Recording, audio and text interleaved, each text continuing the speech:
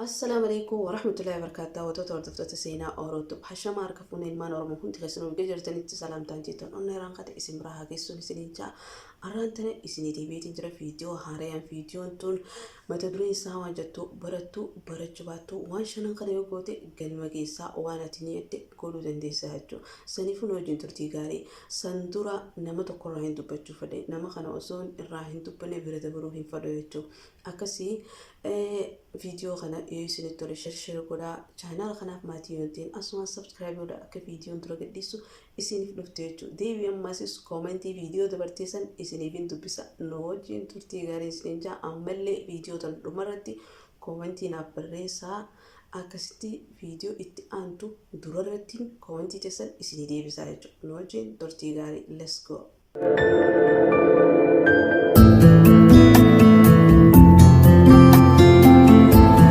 Isinin jeeti nama tokko raayeen dubbadhaan isinin jeetir namni kun eenyu ni beektanii nama agartee miti sooshaal miidiyaa kan akkana sosoosee jechuudha sheekootii fi beekamtootii fi uummanni hundi akkana ol ka'ee gattaa hojjechuuf jechuudha mucaa xiqqaa ganaa umrii isaa amma 24 moo akkanaa mucaa xiqqeenyaan agartee miti waan guddaa godhe jechuudha waan agartee beekamtoonnii fi tujjaaroonnii fi ulamaanii fi namni tokko hin godhin godhe jechuudha mucaan kun. Mushaan bichaan irraan dubbanne nama hundaatu irraa haasa'u jira jechuudha. Eenyu mucaan kun? Mucaa kana kun akkuma agartanitti Abu Fallaa jaaniin maqaan isaa kan dhugaa Hassan Suleymaanii jaaniin miliyoona 23 qaba jechuudha YouTube irratti. Miliyoona inni qabu kana rabbiin khayrii isaaf kanne kana karaa khayrii jijjiiree dalagu jira jechuudha mucaan kun. Waan silaa jiruu isaatti bashannetti jiraachuu danda'u dhiiseetiti rakkataa khiyyaan gargaara jee nama miskiina hundaaf yaada jechuudha mucaan kun gaafa inni miliyoona 6 khayrii dalaguu eegale jechuudha miliyoona 6 miliyoona 5 masgida jaare bishaan boombaa miskiinotaaf naqe adda tanatti waan khayrii godhu eegale jechuudha uummata iji dhukkubdu hunda wallaanuu eegale yaani xiqqeenyarraa khayrii dalaguu eegale jechuudha namni maslahaa isaa yaada gizee maallaqa harkate akkamittiin mana bareedaa ijaarradha akkamittiin waan babbareedduu godhadha jee yaada garuu inni osoo sana yaadini khayrii namaaf godhuu yaade jechuudha rabbiin akkuma inni khayrii namaa godhetti riskii ida'aa fi deeme jechuudha mucaan kun YouTube gaafa banatu mus jiruutiyaan jiraadha jee hin bananne takkii maallaqaan YouTube kanarraa baasa jee hin bananne jechuudha YouTube kana wanni banateef ittuma taphachuuf geemii itti taphachuuf yeroo isaa itti gubuuf garuu rabbiin bikka irraa waan qabne irraa isa razzaqee rabbiin taphee inni taphachuu jiru kana fuudhee karaa riskii jijjiireef jechuudha wanni milkaa'eenis mucaan kun waan kana waan jaalatu waan ta'eef namni tokko yoo waan jaalatu hojjete waan jaalatu san itti milkaa'aa jechuudha keessaafuu yoo karaa khayrii itti fayyadamte jechuudha mucaan kun akkasitti karaa khayriitti fayyadamee waan guddaa godhe jechuudha arra darajaa tana ga'ee jechuudha darajaa agartee miti aalimoonnii fi sheekoonnii fi mootiinii fi namni hundi akkana ol ka'ee gattaaf ga'ee jechuudha darajaa kana guutuu subhaanallah wallahi ni sininte khayrii yoo dalayte khayrii suma qunnamaa deemti jechuudha mucaan kun xiqqeenyarraa khayrii dalaguu eegale jechuudha khayrii illaa ammaan tanallee dalagu jira rabbii walitti haadhaabuuf ammaan tana isinitti hin dheeressu akkii agaruun dhabdu sooshaal miidiyaa kanarratti khayrii inni dalagu jiru ammaan tana laayivii jira amma gizeenan viidiyoo muru jiru kana laayivii jiru guyyaa 3 moo guyyaa 4 laayivii jira ammallee itti jira rabbiin kaayyoo isaa galmaan haagayuu fi uummata rakkataa suuriyaatiti qabbana keessaa baasuuf ijoolleen tun qabbana keessa jirti jechuudhaaf hombulaa fi uffataa fi nyaataa fi waan hunda bituudhaaf maallaqa kan walitti qabu jira jechuudha mucaan kun osoon irraa hin dubbanne biraan kutu jeeti wallaahi isnichi khayrii namni itti yaadin ni goona jaanii itti yaadin godhu jira jechuudha akkasii uummata san qabbana keessaa baasuuf tattaafachuu jira jechuudha rabbiin niyaasaa galmaan haa ga'uuf wallaahi isnichi nama khayrii yaadu kana nama namaaf yaadu kana rabbiin kaayyoo isaanii galmaan haa ga'u akkasuma ijoolleen teenyallee wallaahi waan akkanaa babbareedaa kana eegaltee jirti eenyu namni eegalanii beekani naasira aanoolee nu dheengitte geemii taphatan san tiiktook irratti 50 maallaqa Itoophiyaa rakkatoota biyya keenyaa fi hidhamtoota gargaaree jechuudha qarshii 50 namni agartee miti waan xiqqoo irraa eegalaa jechuudha naasira aanoolee amata hotees gammachuu isaa turte akkuma amata kanaas gammachuudha rabbiin gammachuu walitti siifaa dhaabu amata hotee gammachuun isaa malee jettan aruuza isaa ture jechuudha maashaallah ammallee rabbiin agartiin gammachuu walitti siifaa dhaabu jechuudha. Amata kanaas kunoo hawaasa isaa gargaaree tunis gammachuu guddoodha. Gammachuurraa siifaa dabalu nama khayrii yaadu hundaa'u rabbiin jazaa isaanii addunyaa fi akhiratti haa deebisuufi eegaan hangana jeebooda viidiyoo teenyatti haa deebinu jechuudha. Koomentii teessaniin dura dhiyeessa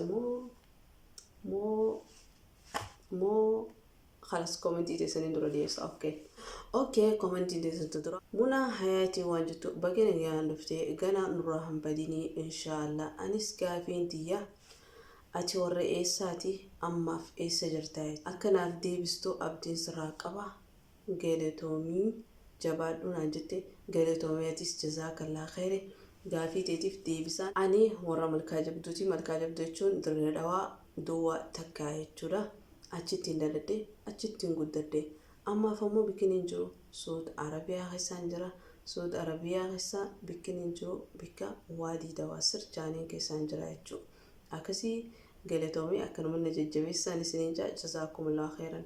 Gaafii itti aanu talammada gaafii miti na jajjabeessuudha. Harartuu jabaadhu dastuu naanjee galatoomii sinjaa jazaakallahu khair. Samiiraatu bagana gayaan dhufteetti isinis bagana gayaan eedan galatoomaa isiniin jaa. Firii yuutuubis maashaallah itti galatoomii sinjaa jazaakallahu khair. Maaliif koomentii teessan tana duranii dubbisa waan isiniin jechaafu saniifuu dubbisuun dirqama irratti taa'ee jechuudha. Yani maashaallah kanaaf waan basiixa maaliif dubbistee jettanis laazima maaliif isin jajjabeessuuf jechuudha. Isin jajjabeessitanitti naaf galatoomaa isiniin jaa hundi keessan jazaakumullahu khair. Koomentii teessan hangalumaa isinii deebisuu dandeeraaf isinitti dheeressu ta viidiyoo dhuftuutis isiniif deebisa waan feetan nagaafadha achi jala barreessaan isiniin jaa nu wajjin turtii gaarii. Namni tokko barachuu baatu waan shanan asiin gadii kana yoo godhe galmanii gahe. Wanni shanan kun maali? Tokkoffaa amala qabaachuun waa hodduuf gaarii. Nama wajjin wal quunnamsiisa. Nama wajjin wal taata. Jireenya kee keessatti illee waan gaariidha jechuudha amala qabaachuun nama wajjin akka hojjettu si godha. Nama waa sirraa bitachuu dhufees akka wal taateeni machuudhaan nama kana amala gaariidhaan akka gaggeessitu. Bara abaluun kun gaariidha. Diimii abaluu san biraa waan sannuufiti. Abaluun kun gaariidha. Abaluu san biraa waa bitadhu. Amala gaarii qabaachuun yaani waa hodduuf bareedaadha jechuudha. Saniifuu amala gaarii qabaachuu tokkoffaan. Lammaffaa murannoo qabaachuu. Waan takka godhuuf murannoo qabaachuu. Yoo murannoo hin qabaanne waan takka godhuu hin dandeessu jechuudha. Saniifuu murannoo qabaadhu waan samu. Wanni hundi yaadaan eegalama waan ta'eefuu yaaddee itti murteessitee waan san godhuudhaaf lafaa hoo'e jechuudha. Sadaffaa waan takka irratti ejjennoo qabaachuu. Fakkeenyaaf hojii takka eegalta. Hojii san eegaltee dhiistee tabiraatti hokotoo osoo hin ta'in hojii san takkitti san jabeeffattee irratti ejjennoo qabaachuu jechuudha. Saniifuu waan takka fakkeenyaaf namni eegalee kanaas dhiisee hifadha jee sanis dhiisee gisee san galman geessu jechuudha. Saniifuu ejjennoo waan takka irra qabaadhu galmani geessaa jechuudha. Afuraffaa tattaaffii godhuu. Waan takka eegaltee hin dhiisin irra jabaadhu tattaaffii godhi. Kamiin waan kana guddisuu dandeenya. Kamiin waan kana agartee miti bikkaanallee deeggeessuu dandeenya jettee irra jabaattee tattaaffii gootee waan san galmaan geessu jechuudha. Shanaffaa daffaarummaa qabaachuu. Yoo agartee miti sodaattee waan takka illee godhuu hin dandeessu. Wanni dura dubbadde san hundinuu dubba deebiti jechuudha. Yoo ati daffaarummaa hin qabaanne sodaataan bishaan jannataa hin doonee itti Oromoon dinyaan maksa keessatti. Saniifuu yoo sodaatte waan takkas hin barattu. Yoo sodaatte galma gahuu hin dandeessu jechuudha. Nama meeqaa jira ammaan tana beekumsa qabu sodaadhaaf nama barsiisuu hin dandeenye. Nama meeqaa jira dandeettii qabu waan beeqa godhuu danda'u garuu sodaateetuma taa'u jiru. Nama meeqaa jira wallaalaa waan takka hin beekne barachuu sodaatee taa'u jiru. Sodaan si cunqursiti. Sodaan gabrummaa lubbuu teetiiti. Saniifuu sodaa keessaa bahii ni bilisoomta. Lubbuu teetiifuu bilisoomta jechuun bara aalamni kun guutuun bilisoome jechuudha. Maaliif yoo namni mataa isaatiif bilisoomte biitii guutuun saniifuu sodaa keessaa bahii daffaaratii yoo daffaara taate waa baratta yoo daffaara taate barnoota qabdu san nama barsiista yoo daffaara taate gabbaatee agartee miti bitiif gurgurillee bittee gurgurtaa jechuudha. Saniifuu ahammi isheen daffaarummaa qabaachuudha jechuudha. Isin galtee akkasii waan shanan kanarraa barnoota fudhattan jeetiin abdii qabaa jechuudha. Saniifuu yoo isinitti tole koomentii jalannaa katabaa. Namni deebi'ee ammaasiis namni waa beeku hedduu jira. Namni waan beeknes akkasitti jira jechuudha. Keessaafuu namni Saudi Arabiyaa keessa jiru ijoolleen teenya jechuudha. Irra guddiinsi ijoollee agartee miti hin baratinii dhufe jechuudha. Ta barattees akkuma jirtu sanitti ta hin baratinis ni jirti jechuudha. Maaliif fakkeenyaaf isii ganaa barnoota hin fixin takkii barnoota kutaa 4 kutaa 3 isii irra jirtu biyyaa baati jechuudha. Saniifuu barreessuu kanuma beektu dubbisuu oddoon beektu faa ta'uu mala. Akkanaati jira. Garuu amma zamanni kun zamana xaxawwaree jiru jechuudha. Intarneeta irraa waan feete barachuu dandeessaa jechuudha. Saniifuu namni barachuu jirus ni jira. Akkasuma kan barachuutti hin jirres ni jira jechuudha. Saniifuu karaa salphaa hedduu jira. YouTube seenteetii qubee afaan Oromoo barachuu dandeessaa. Qubee Ingiliffaa barachuu dandeessaa. Arabii barachuu dandeessaa. Afaan feete barachuu dandeessaa jechuudha. Intarneetni kun sitti hin fayyadamin. Ati irraa fayyadamee jechuudha. Inni waan maallaqa itti neexee jirtu jechaafu maallaqni keetis khasaaraa lafa dhumee kan intarneet itti neetu jechuudha. Deebii ammaasis waqtiin ta'e qaaliin agartee mita maallaqaan hin bitamne tun lafa sirraa dhumtee deebii ammaasis umriin teetunis sirraa deemti jechuudha. Waa meeqa khasaarurra ati itti fayyadamtee barachuutu bareedaadha jechuudha. Ati itti fayyadamtee irraa fayyadamuutu bareedaadha jechuudha. Intarneeta kana yoo agartee barnoota irraa barattee waqtii ta'e hunda itti fayyadamtee waan gaariidha jechuudha. Saniifuu hittaa yoo barnoota qabaattillee yoo muraajaan kun yoo irratti deebine bara salattuu zeeruma deebitaa bara. Saniifuu kan barnoota qabus irra deddeebitee hafazuu ni dandeessa, barachuu ni dandeessa. Nama waa beekuuf himuutti hin jiru. Nama waa hin beekne hedduu jira jechuudha. Saniifuu yoo ati nama waa beeku taate shirshir godha bileen kee kan beekne hedduu jira jechuudha. Saniifuu isaan haa baratanii as gubbaarraan isinii kakaayee YouTube keessa waa hedduu jira waan baratan. Saniifuu keessa seenaatitti baradhaa. Namni ammoo liinkii qubee afaan Oromootii fi liinkii agartee miti barnoota hunda nagaafachuu ni dandeessan jechuudha. Koomentii jalaan isinii kaa'ee dheeyxanii achirraa barattanii jechuudha karaa salphaadhaan. Saniifuu wallaahi isinii jee amma zamanni kun zamana sooshaal miidiyaati jechuudha. Wanni hundi sooshaal miidiyaa ta'ee jira. Nyaanni xalabattu achirraa xalabachuu dandeessa. Huccuu xalabattu intarneetirraa xalabachuu dandeessa. Wanni hundi intarneeta taatee jirti. Intarneeta kanarraa xalabachuuf ati barreessuu fi dubbisuu danda'uu qabda jechuudha.